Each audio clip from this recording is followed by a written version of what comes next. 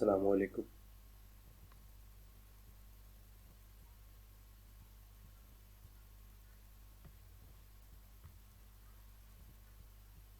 मैं आपको अपने चैनल पे वेलकम करता हूँ। हमारे चैनल को सब्सक्राइब करें और आगे शेयर करें ताकि ज़्यादा से ज़्यादा नॉलेज शेयरिंग हो सके। अच्छा, आज अभी जो हमारे आज की वीडियो है वो है बिजनेस लॉ की। मर्केंटाइल लॉ के ऊपर हम पहले भी 2 वीडियोस दे चुके हैं और उस हिसाब से जो है वो हम इसमें आज हमारा जो थर्ड टॉपिक होगा उसके ऊपर हम बात करेंगे। अब थर्ड टॉपिक जो है वो उसमें हमारा मेन क्वेश्चन जो बनेगा वो है कि जी हमारे पास मीनिंग एंड डेफिनेशन जो है ऑफर की और उसके एसेंशियल्स क्या होते हैं। पहले हमने इसके जो ऑफर एंड एक्सेप्टेंस के तौर पे हमने इसको एक किया था। उसमें हमने ये कहा था कि जो एक कॉन्ट्रैक्ट है, बेसिकली हम कॉन्ट्रैक्ट जो मुआहदे हैं उनकी एसेंशियल्स पे बात कर रहे थे और उसके ऊपर पहला जो हमारा था एसेंशियल थे हमारे टोटल, तो उसके अंदर जो फर्स्ट एसेंशियल था वो ऑफर एंड एक्सेप्टेंस थी कि जब एक पार्टी जो है वो प्रॉमिस करती है या अपना एक आपस में मुआहदा करती है तो उस मुआहदे के लिए उनका एक ऑफर का होना और एक तरफ से इनिशिएट करना और दूसरी तरफ से एक्सेप्ट करना ज़रूरी होता है। तो ये हमारा आज का क्वेश्चन जो है वो ऑफर के बारे में है कि एक वैलिड ऑफर जो है वो लॉ की नज़र में कैसे होती है। इन दी आई ऑफ लॉ एक जो है वो ऑफर उसको कैसे कहा जाता है और किस तरह से बोला जाता है। तो डेफिनेशन ऑफ ऑफर इसमें हम देखेंगे और फिर इसकी जो लीगल प्रोविजंस हैं उसके ऊपर भी नज़र दौड़ाएं। तो ये सेक्शन 2 और सब सेक्शन ए के अंदर जो है वो कॉन्ट्रैक्ट एक्ट 1872 इसमें बयान किया गया है। तो ये आपने लीगल प्रोविजन जो है वो अपने किसी भी एग्जाम लेवल में हो तो उसमें लाजमी रेफर करनी है। ये बहुत ज़रूरी बात है क्योंकि उसके अंदर आप जब रेफर करते हो तो फिर आप स्पेसिफिक डेफिनेशन देने के पाबंद हो जाते हो और इसके ऊपर हम बात करते हैं। तो अब हमने सेक्शन 2 और सब सेक्शन ए जो है वो प्रपोजल या ऑफर की जो है वो एक्सेप्टेंस उसकी जो एक डेफिनेशन है वो क्या करता है। तो अब उसमें जो पहला है कि when one person signifies to another his willingness to do और abstain from doing anything with a view to obtaining the assent of that other to such act or abstinence, he is said to make a proposal.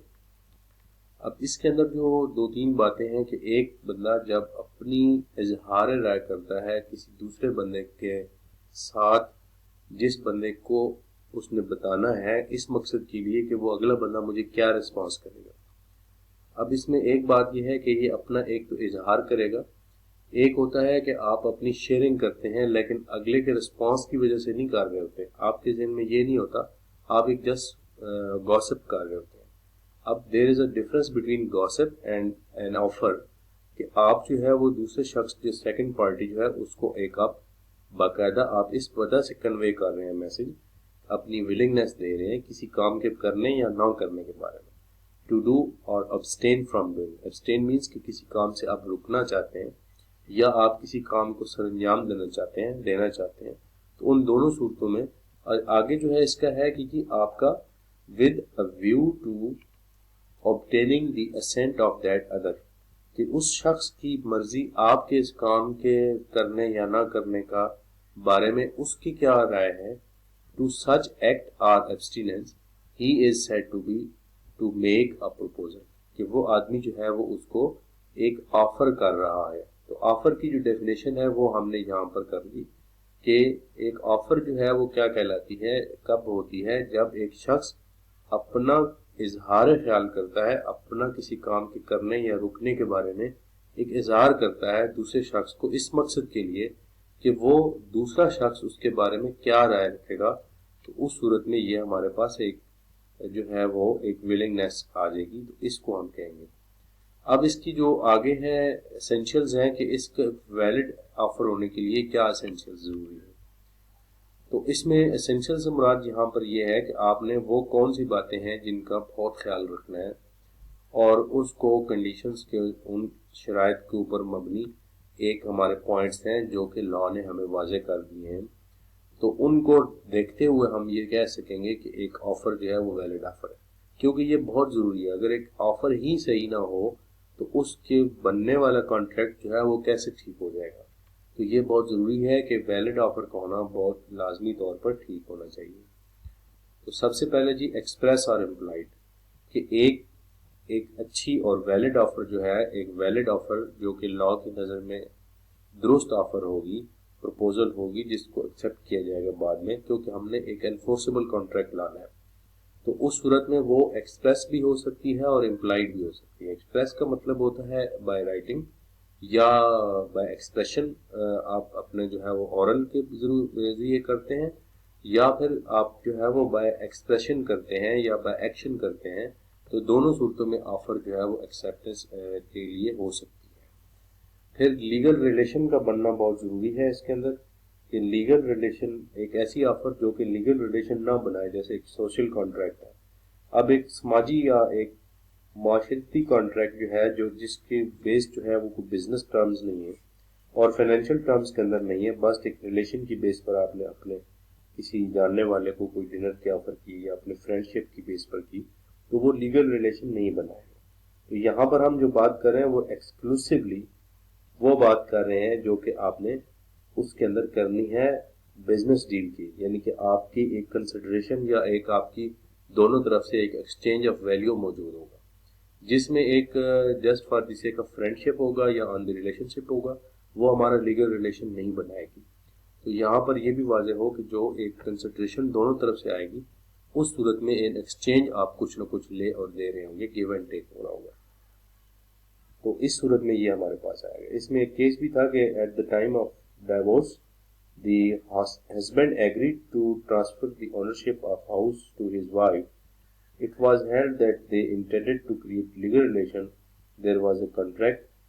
یہ merit and versus merit کا ایک case تھا جو میں نے آپ کے سامنے پڑھا اور دیکھا کہ اس کے اندر انہوں نے جو ہے وہ بے شک وہ ان کی ڈائیورس ہو گئی، لیکن کیونکہ وہ سوشل کانٹریکٹ کی بنیاد پر ایک وہ بات نہیں کر رہے تھے، بلکہ انہوں نے ایک علیحدہ اپنا خریدنے بیچنے کا معاہدہ کیا تھا، تو وہ اس کو ہم علیحدہ سے سمجھیں گے. پھر اس میں ایک اور جو بڑی امپورٹنٹ کنڈیشن ہے وہ ہے definite and clear. And a valid offer should be definite and clear, یعنی کہ وہ quantity wise and quality wise بہت کلیئر ہونی چاہیے.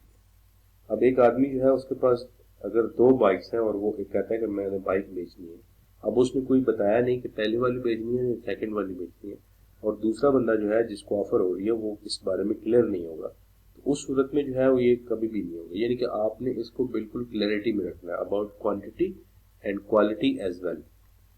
جب تک یہ بات کلیئر نہیں ہوگی تو آگے پھر ایکسیپٹنس بھی کلیئر نہیں ہو سکتی. اسی طرح سے جو ایک بات ہے کہ not an invitation to offer, کہ ایک جہاں پر جو ہے وہ آپ کی ڈیفینیٹ اینڈ کلیئر نہیں ہوتی، اور بہت سی جگہوں پر آپ نے دیکھا ہوگا کہ بہت ساری جو ہے وہ چیزیں پڑی ہوتی ہیں اور آپ جا کے خود چوز کرتے ہیں. جیسے کہ گراسری اسٹور پر کیش اینڈ کیری پر آپ جاتے ہیں، بہت ساری چیزیں لگی ہوتی ہیں، اسٹال لگے ہوتے ہیں، تو وہاں سے آپ نے جو ہے وہ بائی ایکشن پھر آگے اس کو کرنا ہے. تو اب جو ایک آپشن ہے یا ایک کیش اینڈ کیری ہے یا جس میں ایک بہت ساری چیزیں مکس اپ پڑی ہوئی ہیں، وہ ڈیفینیٹ اینڈ کلیئر تو نہیں ہے، بلکہ وہ آپ کو انوائٹ کر رہے ہیں کہ آپ نے آفر کرنی ہے اس میں سے اسپیسیفائی کر کے گڈس کو، اس میں سے جو گڈس آپ اٹھا لو گے وہ آپ بائی کرنے کی آفر کرو گے، تو پھر وہ آگے سے اس کو رسپانس کریں گے. تو جو ایک چیزیں ہیں یہاں پر، تو ایک ڈفرنس ہے انویٹیشن ٹو آفر میں اور آفر کے اندر، تو اس کو سمجھنا بھی بہت ضروری ہے جو کہ میں نے ابھی بتایا. جیسے اس نے ایک ایگزامپل بھی دی ہے کہ displays goods for an auction sale, it is an invitation to offer, the offer will come from the buyer in the form of bid, کہ اب بڈ کی فارم میں جو ہے وہ آفر کو ہم لے کے آئیں گے. اسی طرح سے اسپیسیفک اور جنرل ہو سکتی ہے کہ آپ نے کسی ایک شخص کو کی ہے تو وہ ایک اسپیسیفک ہے، اور کسی خاص شخص کو نہیں کی اور آپ نے ایک اوور دی ہیڈز ایک جنرل آفر کی ہے. کوئی آدمی بھی آگے سے اسپیسیفائی نہیں ہے، اور وہ کوئی آدمی جیسے گم شدہ چیز کا ملنے کے لیے آپ ایک آفر کر دیں تو کوئی آدمی بھی لے کے آئے گا میں اس کو ایک پرائز دوں گا، تو اس صورت میں وہ جنرل آفر ہے، اس میں کوئی بھی لے کے آئے گا آپ کو کانٹریکٹ بن جائے گا.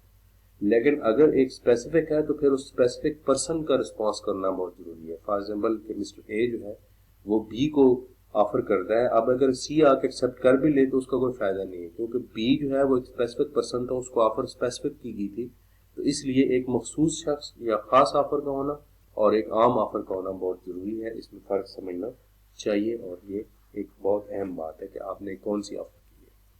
اسی طرح سے ہمارے پاس جو ہے وہ نیکسٹ اس میں آ جاتا ہے کہ آپ کے پاس ایک ہے جی کہ نو کراس آفر، یعنی کہ ایٹ دا سیم ٹائم وہ اس کو آفر ہی کو آفر نہ ہو رہی ہو.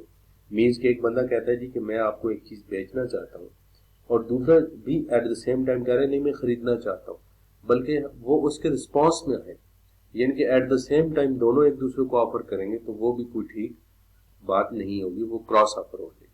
تو آفر کے ویلڈ ہونے کے لیے یہ ہے کہ دونوں جو ہے وہ ایک پہلے کرے اور پھر اس کو دوسرا جو ہے وہ ایکسیپٹنس میں فالو کرے. یہ ہم پھر ایکسیپٹنس میں یہ بات کریں گے کہ ایکسیپٹنس کے ویلڈ ہونے کے لیے ضروری ہے کہ وہ آفر کو، ایک ویلڈ آفر کو فالو کریں. یہ نہ ہو کہ وہ دونوں ایٹ دا سیم ٹائم ہو رہے ہو تو پھر وہ کراس آفر میں آ جائیں گے. اسی طرح سے جو کراس آفر نہیں ہونی چاہیے، تو اس وجہ سے جب ایک ویلڈ آفر ہوگی تو اس کی ایکسیپٹنس ہی ہو سکے گی. ایک دوسرے کو ٹائم ڈفرنس بھی تھوڑا سا لینا ضروری ہے، ایک رسپانس کو ہونا ضروری ہے. اسی طرح سے ایک اور بات جو ہے کہ کچھ کنڈیشنز اگر آپ آفر کرتے ہوئے رکھتے ہیں تو بلا شبہ وہ آپ رکھ سکتے ہیں، اور اس میں کچھ کنڈیشنز رکھنی بھی چاہیے. جیسے ایک جاب کی آفر ہے لیکن وہ پازیٹیو کنڈیشن ہوگی، نیگیٹو کنڈیشن نہیں رکھ سکتے. جیسے ایک جاب کی آفر اور وہ یہ کہیں جی کہ اگر آپ نے اتنے دنوں تک اپلائی نہ کیا یا آپ نے رسپانس نہ دیا تو ہم آپ کو جاب کو پرمنٹ سمجھیں گے یا آپ کو پابند کریں گے.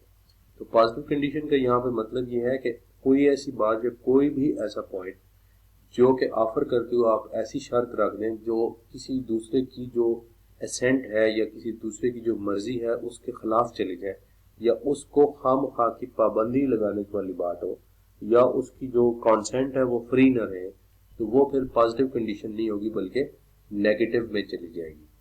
تو اس طرح سے یہ ہمارا ایک پوائنٹ ہے کہ نیگیٹو کنڈیشن تو نہیں ہو سکتی، البتہ کنڈیشنل ہو اور پازیٹیو ہو سکتی ہے.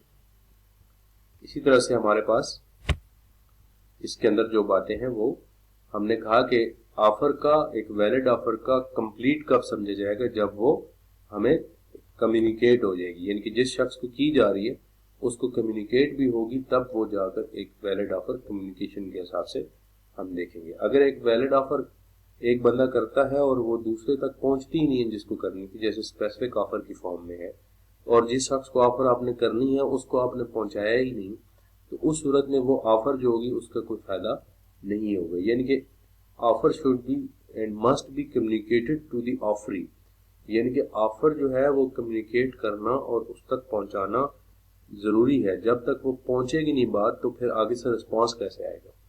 تو اس صورت میں ایک بندہ جو آفرر ہوتا ہے اس کی آفر کمپلیٹ تب سمجھی جاتی ہے جب دوسرے شخص تک وہ بات پہنچ جائے. جیسا کہ ہم نے پہلے کہا تھا کہ وہ شخص اپنا اظہار رائے کرتا ہے، تو ظاہر سی بات ہے کہ اپنے کسی کام کے کرنے کے بارے میں وہ اپنی ایک ولنگنیس دے رہا ہے، اور اس ولنگنیس کو جو ہے وہ پہنچانا اور اس کے اگلے بندے کا رسپانس لینا کے لیے پہنچانا ضروری ہے. یہ ہم نے سب سیکشن 2 میں، سیکشن 2 اور سب سیکشن اے میں بات کی ہے. پھر اس میں ایک اور بات ہے کہ کنڈیشن نیگیٹو نہیں ہو سکتی، اور اس میں پازیٹیو کنڈیشنز کا ہی لازمی ہے حصہ. کوئی ایسی بات اور کوئی ایسا پوائنٹ جو کہ اس کے فری کانسینٹ کو ہٹ کرے گا اور ہرٹ کرے گا، اور اس کے بارے میں کوئی جو ہے وہ ہرٹ ہوگی، تو وہ ایک ہماری آفر جو ہے وہ ویلڈ نہیں رہے گی. تو اس طرح سے یہ ہمارے پوائنٹ ہے. تو میں امید کرتا ہوں کہ آپ کو یہ لیکچر سمجھ آ گیا ہوگا، اور اس کو آپ مزید جو ہے وہ ریسرچ کر سکتے ہیں، دیکھ سکتے ہیں. میں نے اپنی کوشش کی ہے کہ ایک مختصر انداز میں آپ کو یہ بتاؤں کہ اس میں کون کون سی چیزیں جو ہیں وہ ایک معاہدے کے لیے جو یہ سب سے بنیادی بات ہے وہ ایک آفر کی تھی. Thank you for watching. Please share it. Thanks.